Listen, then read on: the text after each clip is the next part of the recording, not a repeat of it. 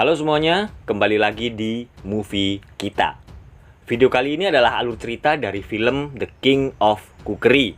Tapi sebelum ke alur ceritanya, jangan lupa untuk subscribe, like, komen, dan share channel Movie Kita. Film diawali oleh seorang pemuda di Istana Surga sedang membawa nampan dan sebuah mangkok. Dia bernama Tang Mo. Dia sedang bersama Dewa Langit. Lalu Tang Mo membuka tutup mangkoknya dan isinya adalah masakan dengan topping telur ceplok. Dewa Langit berkata kalau masakan Tang Mo adalah masakan yang penuh dengan kegalauan yang menghebohkan 3 dunia. Tapi itu belum cukup bagi dia untuk menjadi juru masak alam surgawi. Karena menurutnya masakan Tang Mo kelebihan satu rasa. Dan untuk mencari tahu rasa apakah itu, Tang Mo harus turun ke bumi. Dan akhirnya Tang Mo dilemparkan ke bumi. Dia mendarat di dekat toko pandai besi. 20 tahun kemudian, di sebuah kota terlihat banyak orang yang sedang berkumpul di depan sebuah warung kue tiaw. Sebut saja itu adalah warung Barokah. Mereka antri menunggu warung itu buka. Sementara di seberangnya juga ada warung kue tiaw yang sepi. Sebut saja itu warung Jaya Makmur. 2 orang dari warung yang sepi itu melihat warung di depannya sedang antri banyak pelanggan. Lalu warung Barokah buka. Dan keluarlah sang koki yang ternyata adalah Tang Mo. Dia melakukan ritual dulu sebelum memasak. Dan dia juga menyalakan kembang api sebagai tanda kalau warungnya telah buka. Warungnya hanya menjual 20 porsi kue tiaw saja, alias stok terbatas. Lalu datang seorang kakek bertopi misterius. Kakek itu justru memesan kue tiaw di warung Jaya Makmur. Dan Tang Mo pun mulai memasak. Dia memasak kue tiaw istimewa menggunakan jurus-jurusnya. Mie di dalam wajan bertemu dengan daging dan sayur tauge yang segar, ditambah dengan kecap ABCD yang spesial. Kue tiaw ala warung Jaya Makmur sudah siap. Kue tiaw pucet di atas piring seng. Hanya dalam sekejap, kue tiaw Tang Mo sudah habis terjual. Kakek bertopi mendatangi Tang Mo.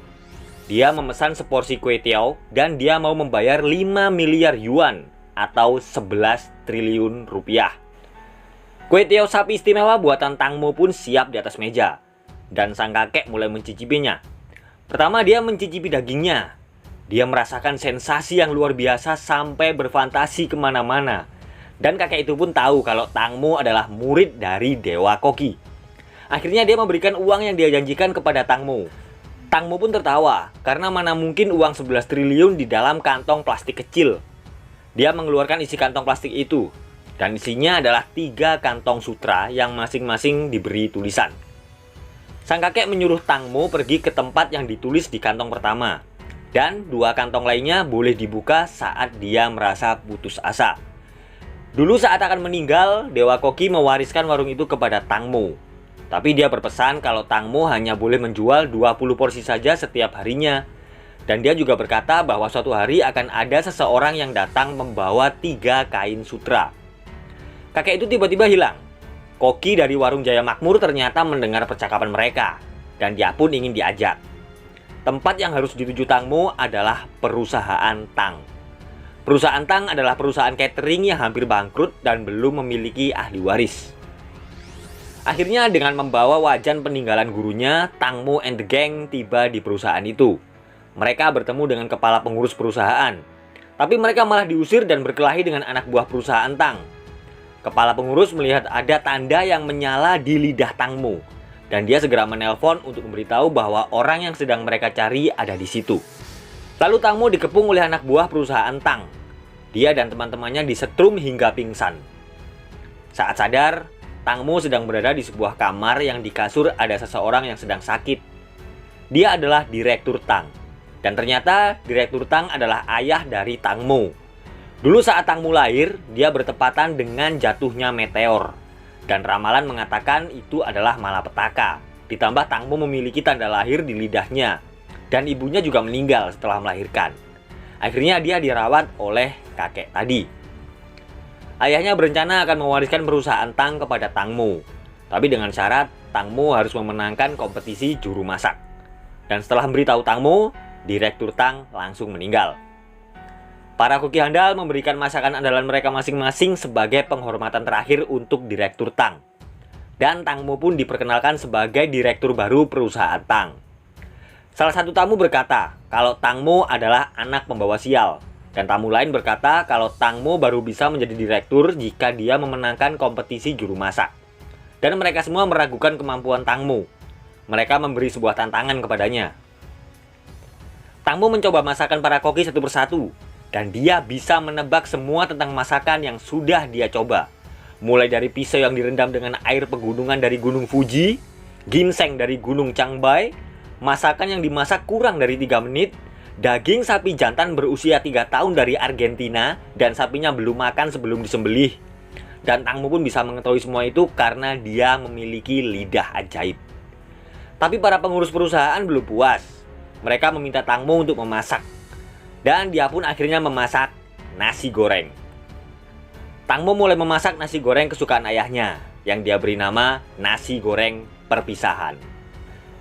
Keempat koki mencicipi nasi goreng Tang Mo, dan seketika mereka semua mengakui kehebatan Tang Mo. Para pengurus perusahaan yang adalah paman Tang Mo penasaran. Lalu mereka ikut mencoba nasi goreng Tang Mo. Dan mereka merasakan sensasi nasi goreng perpisahan. Dan mereka memutuskan Tang Mo mewakili perusahaan Tang dalam kompetisi juru masak. Saingan mereka adalah perusahaan Shi Weixian, dengan koki andalan mereka yang bernama Simo, pemenang dari kompetisi sebelumnya. Pimpinan perusahaan ini sangat keras dan kejam kepada para kokinya. Dalam perjalanan pulang, Tang Mo diserang oleh orang-orang dari perusahaan Shi Weixian. Mereka menghancurkan wajan Tang Mo dan Tang Mo pun jatuh dari tebing. Tang Mo membuka kain sutra kedua yang isinya adalah sebuah peta, dan dia mengikuti petunjuk di peta itu. Peta itu menuntun Tang Mo ke desa Wuwei. Setibanya di desa Wuwei, tiba-tiba Tang Mo dipukul oleh seseorang hingga pingsan. Dia diikat dan diinterogasi oleh warga desa. Tapi mulutnya disumpal kain. Lalu dia diturunkan.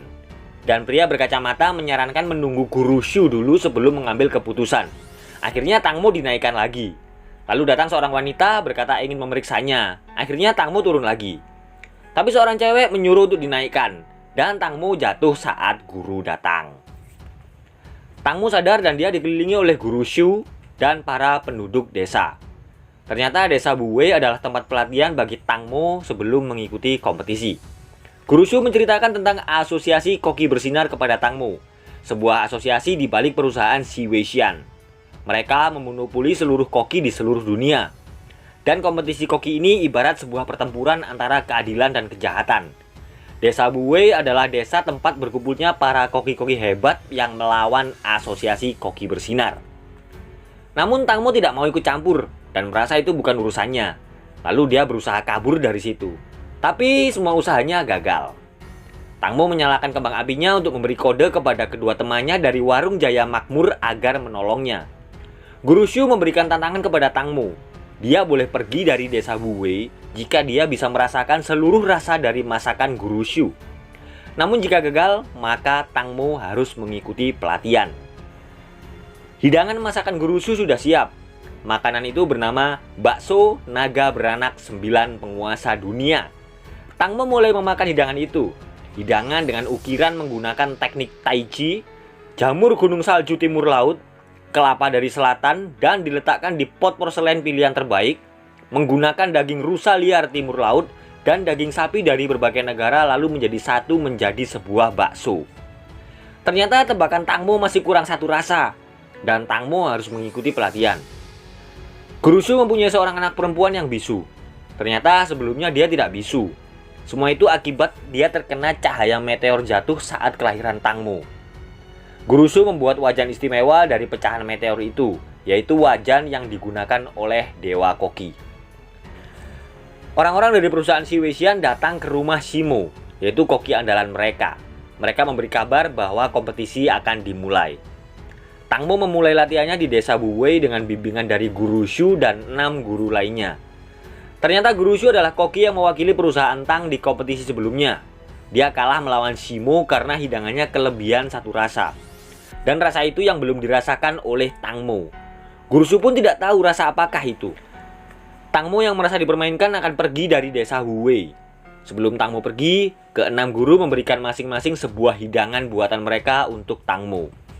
Si kacamata dengan tahu mapu berkobar, si kakek dengan bebek panggang kerajaan, si botak dengan sup sapi babat gelandangan, si nyonya dengan daging babi goreng arak, si cewek dengan babi panggang bulan terang, dan si kekar dengan mie siram minyak linglung.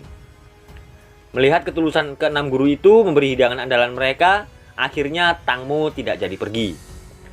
Putri Guru Shu memberikan Tang Mo sebuah wajan super mini yang dia buat dari pecahan wajan Tang Mo dan dibentuk sebagai liontin. Namun Tang Mo malah menolaknya. Orang-orang dari perusahaan Xi Weixian datang menyerang desa Wuwei dan mencari Tang Mo.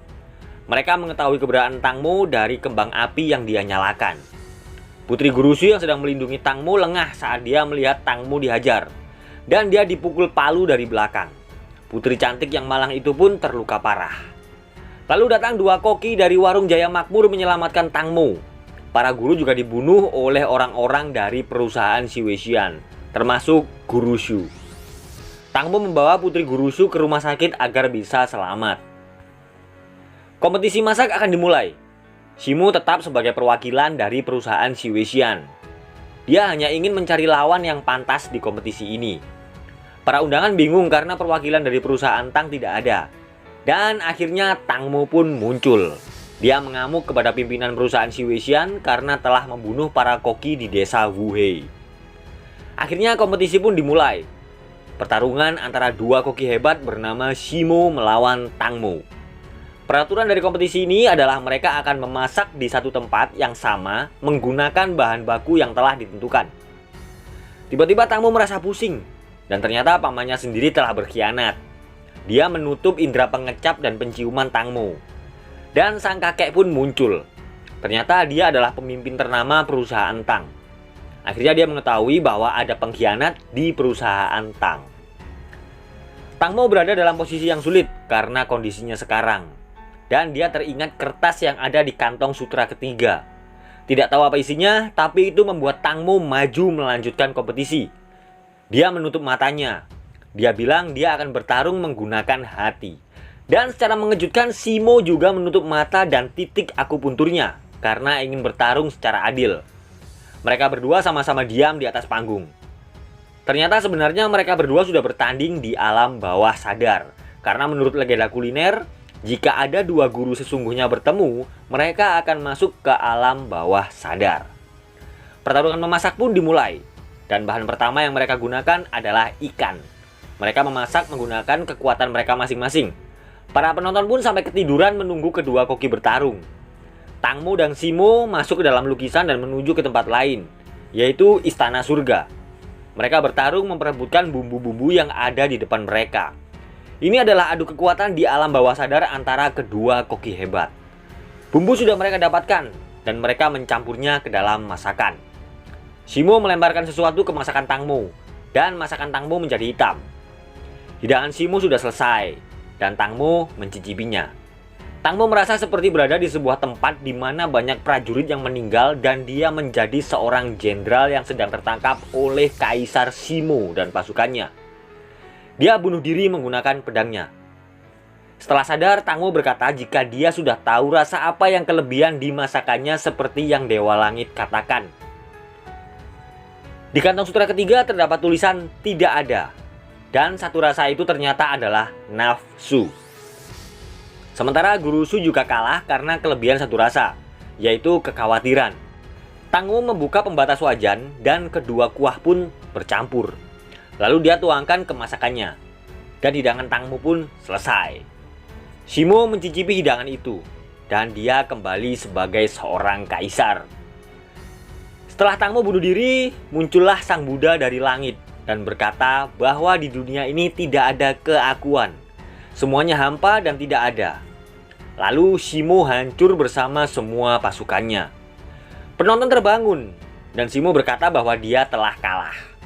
Perusahaan Tang yang diwakili oleh Tang Mo berhasil memenangkan kompetisi ini.